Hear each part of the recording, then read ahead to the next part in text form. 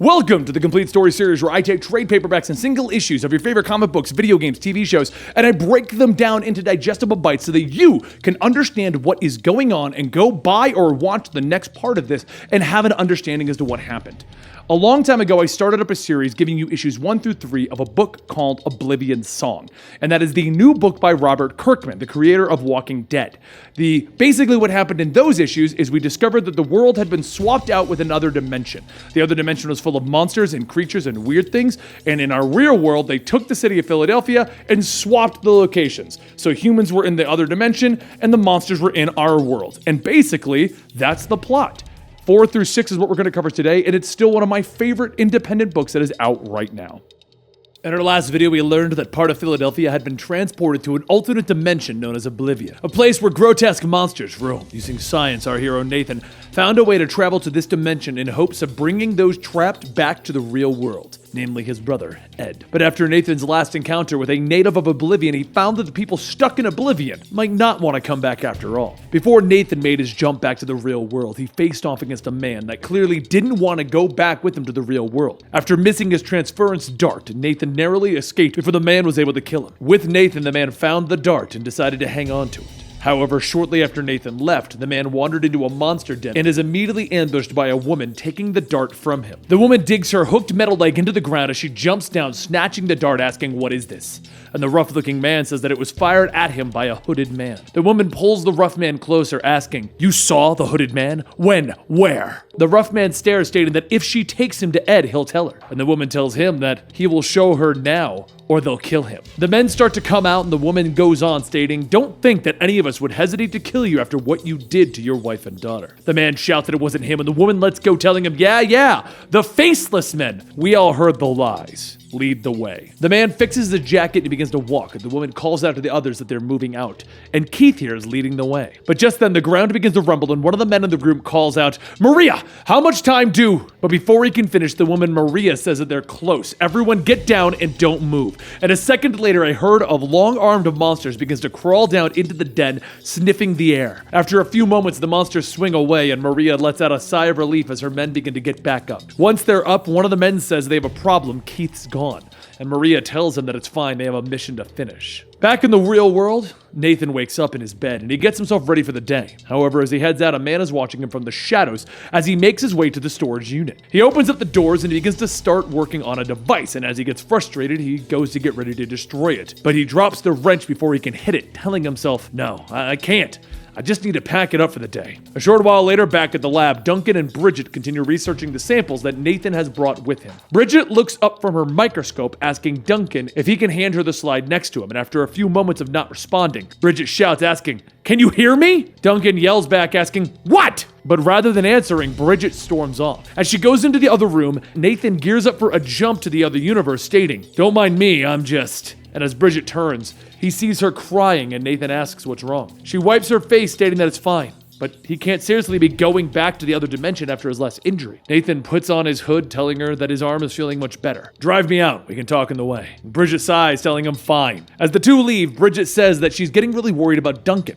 He doesn't seem to be getting any better. It's been years and she can't imagine what he went through over there. She just isn't sure if what they're doing is making things worse or not. Nathan tells her that there are other people who lived through what he did. He could talk to them. There are groups. And Bridget yells, "She tried that! Oh God, has she tried!" It just pisses him off whenever she brings it up. And Nathan says, "Well, sounds like you should piss him off again then. He clearly needs it. Well, thank you later for it." Once the truck stops, Nathan gets out, and he makes the jump over to the other dimension and begins to survey the area. After a group of monsters pass by, Nathan hears someone calling out to him, and he rushes over asking where are they. As he turns the corner around a building, he hears a crick, and suddenly a rope is wrapped around his neck, flinging him into the air. He grabs his knife, swinging at the rope to try and free himself, and as he gets back up to his feet, he yells at the surrounding people to just stay back.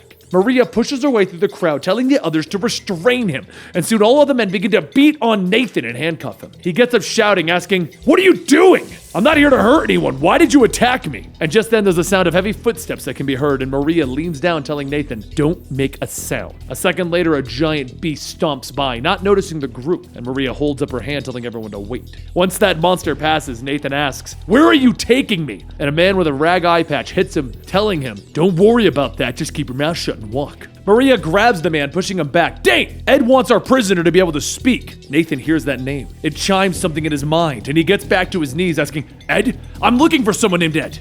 You can keep me handcuffed, but I want to go with you. Ed might be my brother. Maria pauses and stares, and she asks him, are you Nathan? After hearing those words and letting them sink in, Nathan smiles and he goes, yes I am! Maria then says, hang on. She pulls out the dart that she took from Keith, asking, is this yours? Nathan tells her, yes. It's an alignment dart that realigns the frequency of your molecules to place us back in the proper dimension. Maria stops him, stating, save it for your brother. You have a lot of explaining to do. Back in the real world, Duncan smiles as he pulls himself away from his microscope, stating, you might want to look at that. Sample 498. It shows signs of a new antibiotic. Bridget tells him that is cause for celebration, and Duncan goes on stating maybe it's an intense redoubling of effort. This little operation we have is hanging on by a thread. Something like this could turn things around for all of us. Bridget says, yeah, or that silly her, and she walks away. She stops herself, stating that she knows it's been difficult lately, but maybe he should reconsider talking to someone about this. There's groups for... Duncan looks back at her, telling her, no, we've been over this before. I just need to lose myself in my work. It's the only thing that helps. Bridget quietly says, be careful that that's not all you lose. And Duncan goes back to his work with Bridget going outside. She pulls out a stick of gum and begins to chew, and as she looks up, she says, you know, it's completely safe here, right? Director Ward walks up with his soldiers, telling her, secure the area. We need to find Nathan. A few moments later, as Ward looks through the documents scattered throughout the lab, Duncan tells him, Nathan isn't here. And Ward tells his men, search for him. Bridget throws her arms up, stating, sure, go ahead, knock yourselves out. Ward then says, I tried to turn a blind eye to the work you're doing here because deep down I know you're doing some good, but I can only look the other way for so long. One of his soldiers comes back telling him it's all clear. Nathan's not here. Ward rubs the bridge of his nose, stating, all right, he must be working off-site. We need to find Nathan's storage locker. Duncan and Bridget stare for a moment and ask, what storage locker? Back over in Oblivion, Maria leads Nathan out of the city and then stops him, stating, here we are. Nathan looks at the small village and says, this is amazing. And Maria tells him, yeah, took us years to get it to this point. Wasn't easy. The group walks through the village and Nathan looks at everyone and says that they all seem happy. A few moments later, Maria's son runs up, welcoming her back, and after they hug, she asks, where's Edward? The son says that he's not sure. He hasn't seen him all day. And as Nathan looks around, he stops when he sees someone. And Ed looks back, stating, no, it can't be. The two pause for a moment and Nathan smiles, stating, you're just gonna stare at me like an idiot? And Ed walks up laughing, you really go far to chase down a guy for owing you $800, huh? Nathan hugs Ed, telling him, I couldn't care less about that. And Ed hugs him back, stating, I know, it's just so good to see. The two let go and Nathan tells him, I'm sorry. I didn't exactly leave things on good terms. And Ed asks, what are you talking about? I never made things easy on you. All I did was screw things up for you and everyone else. But before the two could fully reminisce, Maria says that it's him the whole time. Nathan's been the one taking their people. Ed lets go and Nathan corrects her. I've been saving them. I've been saving you. Ed shouts, asking, what are you saving us from? Nathan tells him, I've been taking you back to our dimension, back home. There's still a home out there. Ed then asks, did you ever think that maybe we don't want to go home? Did you ask any of them? Nathan says, not a single one of them has ever asked to come back. I've been looking for you for a long time. I'm just sorry it took this long. Ed grabs his brother, telling him, I didn't need to be found. I'm happy here. Happier than I've ever been before. We may be brothers, but I was the crappy one. Always took the easy way out.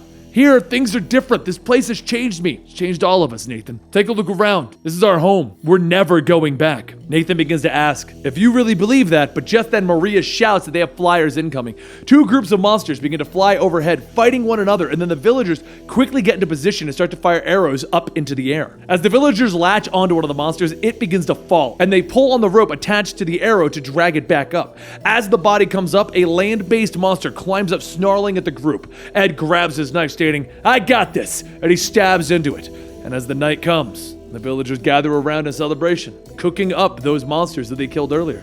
Everyone's laughing and they're all having a good time. And Ed says, this This is living. Back in the real world, Ward takes his team to the storage locker that Nathan was seen entering as he cuts the lock off. The doors pull back, and everyone stares at the device that Nathan has been working on. Heather says that she's sure that there's a perfectly reasonable explanation for this. Ward says, "You mean that there's a reason why your boyfriend is making a bomb?" The next morning over in Oblivion, Ed walks over to Nathan's shack asking how did he sleep. Nathan says surprisingly, well actually, pretty peaceful night. Ed laughs, stating, most nights. Some not so much. I trust that Maria has been nice to you on the way back? Maria tells him once she suspected that he was his brother? Yes. Before, not so much. She does a lot more with his body than just guard it. She loves every second of it. Nathan smiles, stating, you do seem happy here, I'll admit that. But don't you even want to see what 10 years has done back in the other world? Can you speak for everyone here that they don't want to go home? After a bit of arguing, Nathan says, fine. How about you come with me? I'm not trying to turn your people against you, but after you see things, you make a decision. Then you can come tell everyone what you experienced and let them decide for themselves. Ed leans against the wall telling him he's not sure, and Nathan asks, aren't you even a little bit curious? Maria steps in stating that he can't be serious. She knows that's his brother, but can they really trust him? And Ed says that's why it should be me that goes. What if there is a better life for our son over there? Ed holds up the dart that Maria took and asks if this still works, and Nathan tells him yeah, but be careful with it, it's still active. Ed hands the dart to Maria, stating that she's going to need to keep this.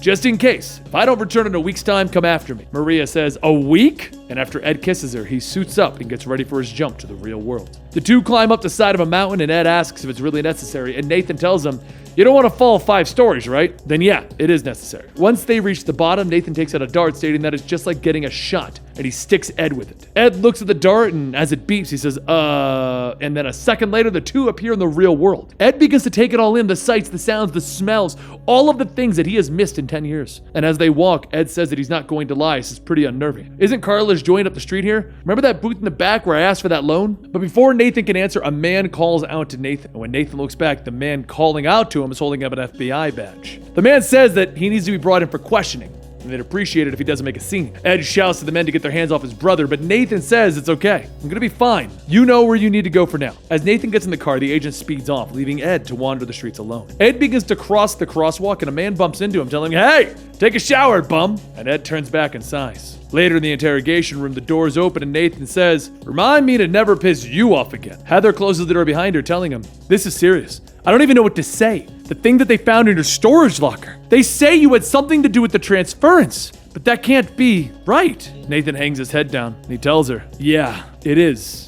I'm sorry for never telling you. I've had it the whole time. I never knew for sure. Hell, I still don't know. The numbers don't add up. It doesn't make any sense. I should never have pulled that big of an area in. It was almost as if something on the other side created a bridge, increasing our power exponentially. The fact remains. It was my technology, my experiment. All those people lost, Duncan, Ed, all those people. It was my fault. Back in Oblivion, Keith sits alone beside this fire, and when he hears a twig snap, he grabs his gun and he holds it up. When he sees what he's pointing at, he drops to his knees, stating the faceless men, take me! I surrender! I will not resist! Just please take me to my family! As Keith begs and he pleads, two creatures riding monsters ride up, both with hardly anything that you'd call a face, and they stop before him. And that's Oblivion Song 4 through 6. Oh my God, that cliffhanger! To discover that Nathan is actually behind everything? Like, what? But don't worry, guys. This arc does not conclude until 8, and we're going to be bringing you 7 and 8, where we find out more. Oh boy, is there more! Robert Kirkman's a genius. It's the greatest thing ever. I like this book and Skyward. Those are my 2 current indies. Go read them right now. I don't want them canceled ever.